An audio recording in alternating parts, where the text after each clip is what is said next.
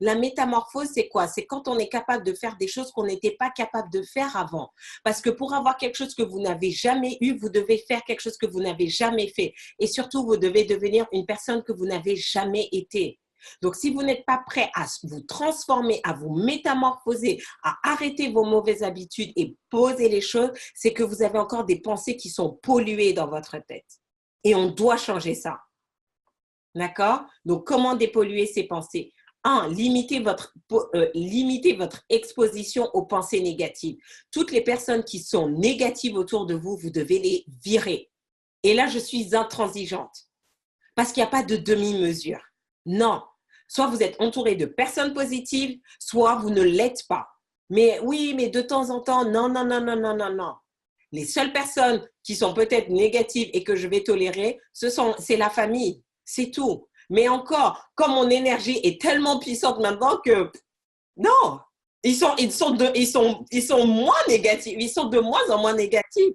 Et même, en tout cas avec moi, on n'a pas de conversation négative. Parce qu'à un moment donné, c'est le ton que vous donnez, en fait. Donc, quand il y a des conversations, il n'y a pas de plainte, etc. Ou s'il y en a, je n'ai même pas le temps d'écouter parce que ça rentre et ça ressort. Mais les amis négatifs, je n'en ai pas. Je n'en ai pas. Je n'en ai pas. Et même mes clients qui sont trop négatifs, à un moment donné, ils partent parce qu'ils ne peuvent pas rester dans ma vibration. Elle est trop puissante parce que c'est mon intention. Je refuse de rester en bas. Donc, vous, qu'est-ce que vous pouvez faire pour limiter votre exposition aux pensées négatives? Arrêtez les télés, arrêtez la radio, arrêtez toutes ces émissions qui vous mettent des rats dans la tête, qui vous limitent, qui vous font croire que vous ne pouvez pas faire, qui vous montrent les discriminations. D'accord? Donc oui, je suis d'accord, des amis peuvent avoir des problèmes et avoir besoin de se confier, mais vous allez être capable de faire, puisque de toute façon, moi, je suis coach. Donc les gens, quand ils viennent vers moi, c'est qu'ils ont des problèmes, des difficultés qu'ils ont envie de résoudre. Ça, c'est normal. Et bien sûr, soyez présents pour vos amis, mais vous allez être capable de faire la différence, parce qu'il y a des amis, ils ne veulent pas votre aide. Ils veulent juste un bouc émissaire, ils veulent juste quelqu'un qui va jouer le rôle de poubelle. Et ils s'en foutent de vous. Et même quand vous leur faites des recommandations, ils ne mettent pas en application parce qu'ils aiment juste entendre parler et se plaindre. Vous n'êtes pas la poubelle des gens. Est-ce que vous accepteriez que quelqu'un vienne chez vous, sonne avec ses sacs de poubelle, lui dit « Voilà mes poubelles, garde-les chez toi ». Vous allez lui dire « Mais t'es malade, rentre chez toi avec tes poubelles ». D'accord? Donc, votre tête n'est pas la poubelle des autres. Parce que quelqu'un qui a des problèmes et qui veut vraiment une solution, il va vous expliquer la situation et il va fermer sa bouche. Parce qu'il va écouter les solutions que vous avez à lui proposer. Si la personne continue de parler, c'est juste une personne qui aime s'entendre parler et qui n'en a rien à cirer de vos solutions. Donc, vous devez décider quel type d'amis vous voulez avoir. D'accord? Maintenant, je renvoie en disant que le forfait écoute est épuisé. Excellent! Être présent dans l'empathie, dans la sympathie, exactement. Parce que si vous, moi, ce sont des vampires énergétiques, ces personnes qui viennent vous raconter tout, et ça vous pollue pour rien du tout. Parce qu'à un moment donné, attention, les problèmes des autres commencent à devenir vos problèmes. Et vous devez faire très, très attention. Oui, c'est vrai, il y a des victimes rebelles. Elles ne veulent pas changer au fond et à la longue, ça fatigue. Donc, vous devez, et c'est pour ça que je parle de discernement à force, vous allez faire la différence. Bien évidemment, ça nous arrive tous d'avoir des petits coups de mou et on a besoin d'être boosté. Donc ça, c'est OK, c'est normal, d'accord? Mais moi, je parle de ces personnes qui veulent juste vous utiliser comme poubelle. Non, vous n'êtes pas la poubelle des autres. Non, chacun gère ses poubelles. Donc, premier élément, limitez votre exposition aux pensées mensongères, limitantes, négatives, tout ce que vous voulez. Vous dites stop. Et ensuite, mais si vous ne faites que ça, ce n'est pas suffisant. Vous devez absolument faire l'autre étape qui est augmenter votre exposition aux pensées positives, aux pensées aidantes, aux pensées véridiques. C'est vraiment important. Vous ne pouvez pas juste enlever les choses. Vous devez remplir. Mais vous devez remplir parce que la nature a horreur du vide. Donc, si vous arrêtez vos pensées négatives, mais vous ne complétez pas par de nouvelles pensées, automatiquement, chasser le naturel, il revient au galop. Votre cerveau va aller rechercher ses anciennes pensées, en fait. Donc, vous devez commencer à mettre en place. Donc, comment on fait? Ben, c'est ce qu'on fait en fait. Chaque mercredi, je suis là pour vous mettre, vous injecter de nouvelles pensées dans votre tête. Des pensées d'espoir, des pensées de motivation, des pensées d'encouragement, des pensées pour vous tirer vers le haut, des pensées pour vous donner confiance en vous, des pensées pour vous rappeler que tout est possible en fait. Vous pouvez être, avoir et faire tout ce que vous voulez si vous décidez de le faire. Si vous décidez de le faire. Hier, j'étais avec le jeune que j'ai accompagné. Je ne sais pas si je vous ai raconté cette success stories. Donc, ce jeune homme, quand je l'ai rencontré, je faisais des ateliers de développement personnel pour les jeunes. Il était tellement timide, il était tellement réservé, il était au fond de la salle, il disait rien pendant 6 mois. Mais en fait, il m'écoutait en fait. À force de répéter ça, ça rentrait dans sa tête, ça rentrait dans sa tête. Et aujourd'hui, il m'a dit, et donc quand on s'est vu hier, il voulait que je l'accompagne justement parce qu'il avait rendez-vous, il veut prendre un agent, il veut devenir comédien. Voilà un jeune homme qui était tellement timide qu'il n'osait même pas parler, il veut devenir comédien. Il a déjà été plusieurs fois figurant, il a déjà joué dans des scènes et tout. Et donc maintenant, c'est la prochaine étape. Et du coup, comme ça faisait 2-3 ans que je n'avais plus eu de ces nouvelles, je lui ai dit, mais tu as fait du théâtre et tout. Il m'a dit, oui, j'ai fait du théâtre pendant 1 an. Il était tellement différent, d'accord? Parce qu'il avait besoin de ça, s'exposer à de nouvelles pensées. Il a commencé à croire que c'était possible. Parce que chaque fois que je leur disais, oui, c'est possible, vous pouvez être à avoir. Donc, les désirs qui étaient cachés en lui et il n'osait pas parce que dans son environnement, peut-être on ne croyait pas en lui. On lui disait, oui, mais tu es trop timide, tu ne vas jamais faire de cinéma.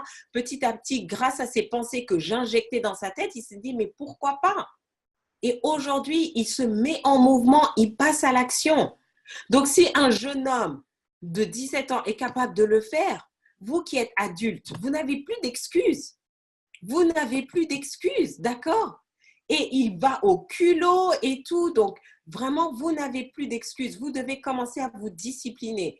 Écoutez les SLM. Faites-vous un SLM par jour. Commencez à prendre des livres de pensée positive. Lisez La magie de voir grand. Lisez La petite voix d'Hélène Keddy. Commencez à vous discipliner. Téléchargez dans votre smartphone des podcasts et écoutez jour après jour. Vous devez littéralement transformer votre pensée. Parce que si vous ne faites pas cette transformation de pensée, vous n'allez pas transformer votre vie. D'accord? Et ensuite, la dernière clé, c'est quoi? C'est la répétition. Répétition, discernement, détermination. Répétition, discernement, détermination. Répétition, discernement, détermination. Je ne vous demande pas de croire ce que je vous dis. Mettez en application. Voyez les résultats. Il y en a qui ont eu des résultats en 3 jours. Mettez en application et voyez le changement qui va s'opérer dans votre vie. Et c'est vous-même qui serez là en train de m'envoyer vos success stories, de m'appeler et de faire ça. Donc, répétition. Si vous ne le faites qu'une fois, ce n'est pas suffisant. Discernement, pensez à ce que vous faites. Retenez ce qui marche avec vous. Éliminez ce qui ne marche plus avec vous. Et détermination, ça veut dire que ça ne fonctionne pas toujours. Il y a des moments où, voilà, je sens que, ouh là là. Et surtout quand on passe à un autre niveau, quand on passe à un nouveau stade, quand on passe à un autre niveau d'ambition, il faut qu'on mette à jour le logiciel. Donc, c'est là où il faut gérer ça. Mais si vous n'êtes pas déterminé, ça ne va pas fonctionner. D'accord? Donc, pour cette dernière minute qui nous reste, quelle est l'action que vous allez vous engager à mettre en place entre aujourd'hui et mercredi prochain? Dites-moi. Qu'est-ce que vous allez mettre en place entre aujourd'hui et mercredi prochain? Je ne veux pas juste des auditeurs, je veux des acteurs, je veux des personnes qui passent à l'action et qui commencent à transformer leur vie. Parce que si déjà avec les SLM, vous n'arrivez pas à passer à l'action, j'ai envie de dire, ce n'est pas le reste que vous allez agir. Hein. Ça, je vous connais. Hein. Je suis passée par là. Hein. Donc, tout ce que je vous dis, je suis capable de vous le dire, je suis passée par là. D'accord. Alors. Eh bien, dis donc, vous êtes loquace aujourd'hui. C'est bien, c'est bien.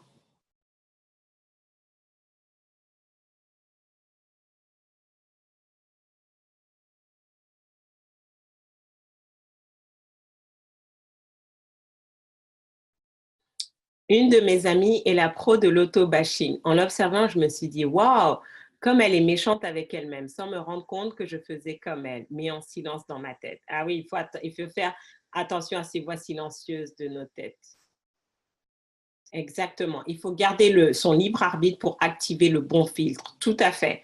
Tout à fait, c'est important. Donc, vraiment, c'est pour ça que je vous ai dit, ne croyez pas ce que je vous dis, faites preuve de discernement. Laissez les résultats parler par eux-mêmes. Je sais que ça fonctionne.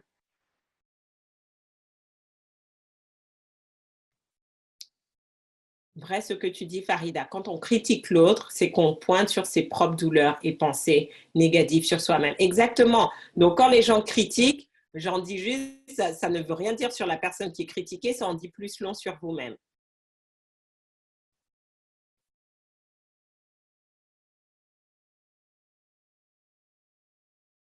J'ai coutume de dire que si on dit du mal de nous-mêmes à haute voix, alors un jour, quelqu'un peut retourner nos propos contre nous-mêmes et on ne peut plus rien dire puisque nous avons nous-mêmes ouvert la porte. Tout à fait. Donc faites attention. Faites attention à ce que vous dites de vous-même.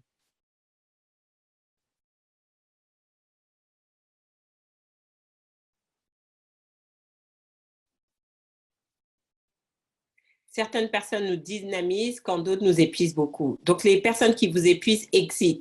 Et posez-vous la question comment vous pouvez mettre beaucoup plus de personnes dynamisantes dans votre réseau. Et c'est pour ça qu'on a créé cette communauté Facebook justement pour Métamorphose, parce que voilà, ce soutien, vous avez des femmes qui vous suivent, qui vous encouragent et fait toute la différence. Et oui, je confirme, Stéphanie, notre cerveau est paramétré pour le négatif et c'est pour ça que 80% des gens n'arrivent pas en fait, parce que le paramétrage par défaut, c'est la négativité. Donc, ça nécessite... Euh, donc, ça nécessite de la discipline et de la détermination et de la persévérance pour transformer ça. Donc, ceux qui réussissent, ce ne sont pas les plus intelligents, non. Ce sont juste ceux qui ont fait preuve suffisamment de détermination pour aller jusqu'au bout et transformer leur cerveau en machine positive.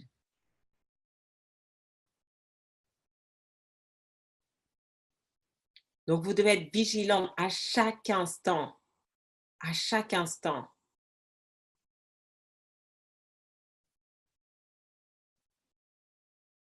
Lorsqu'on reproche aux gens leurs défauts, les critiques négativement, c'est qu'on ne les aime pas vraiment. Nous devons alors nous regarder en face et sonder notre cœur, sonder ce qui s'y passe. Exactement. Donc, c'est juste ça. Hein. Et donc, quand vous faites tout ce travail-là, déjà dites-vous, j'arrête de le critiquer, de juger, vous ne regardez pas, vous avancez. Et après, maintenant, la question, c'est de vous dire, OK, pourquoi j'ai eu cette tendance-là? Qu'est-ce que je dois travailler dans mon cœur? Mais ça sera pour un prochain SLM.